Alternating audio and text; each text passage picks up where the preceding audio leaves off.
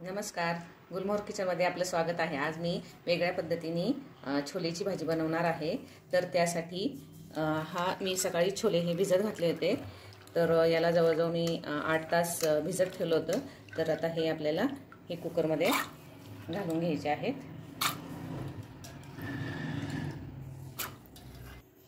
तर यामध्ये मी 1 तांब्या पाणी टाकलेलं आहे।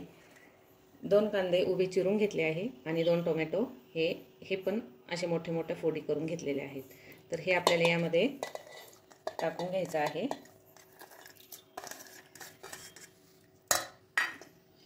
व इथे हे 2 तमालपत्र घेतलेत, 2 विलायची, 4 लवंग आणि 2 हिरव्या मिरच्या आणि ही दालचिनी। इथे आता मी 5 ते 6 शिट्ट्या घेणार आहे, म्हणजे आपले छोले हे छान सॉफ्ट असे शिजतात। ग्लास पाणी आपल्याला यामध्ये ओतून घ्यायचं आहे व यामध्ये 1 चमचा चहा पावडर टाकायची आहे व ती आपल्याला उकळून घ्यायची आहे। तोपर्यंत आपल्याला हे जे टोमॅटो शिजलेले आहेत त्याचे हे असे साल आपल्याला काढून घ्यायचे आहेत।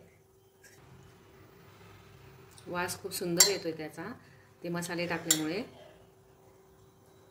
हे पाणी आता उकळलेलं आहे व हे पाणी आपल्याला यामध्ये टाकायचं आहे।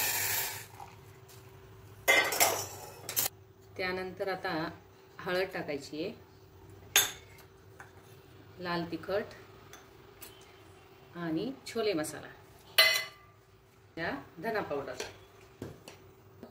चिमूटभर आपल्याला इथे सोडा टाकायचा आहे, कारण छोले जरा मऊसर असे होतात। आता हे हलवून घ्यायचं आहे आपल्याला व चवीनुसार मीठ घालायचं आहे व ते हलवून घ्यायचे आहे। आता गॅस मी चालू करणार आहे परत। आता मी ह्या छोलेला वरून तडका देणार आहे। तर त्यासाठी मी इथे 3 पळ्या तेल घेतलेलं आहे। तेल तापल्यानंतर इथे मोहरीची फोडणी द्यायची आहे, जिरे, थोडासा हिंग, थोडीशी हळद आणि आलं लसूण पेस्ट आणि त्यानंतर परत अर्धा चमचा लाल तिखट। आता गॅस आपल्याला बंद करायचा आहे व तो हा तडका आपल्याला यावर टाकायचा आहे।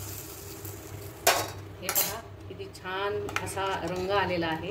आणि यानंतर आपल्याला परत कुकरचं झाकण हे परत 5 मिनिट आपल्याला गॅस बारीक करायचा आहे व बंद करायचं आहे। नंतर हे झाकण मी आता लावून घेत आहे व छोले हे पूर्ण माझे शिजलेले आहेत, त्यामुळे मी गॅस 5 मिनिट मंद आचेवर आता ठेवणार आहे। आणि तुमचे जर शिजले नसतील छोले तर तुम्ही 10 मिनिट गॅस मंद आचेवर ठेवू शकता। 5 मिनिट झालेले आहेत, आता त्याची वाफ पण गेलेली आहे। तर मी इथे आता कुकर खोलत आहे व हे पाहू शकता तुम्ही किती छान झाली आहे छोलेची भाजी। व यावरून आपल्याला कोथिंबीर कापलेली टाकायची। हे पहा आपली इथे छोलेची भाजी ही तयार झाली आहे।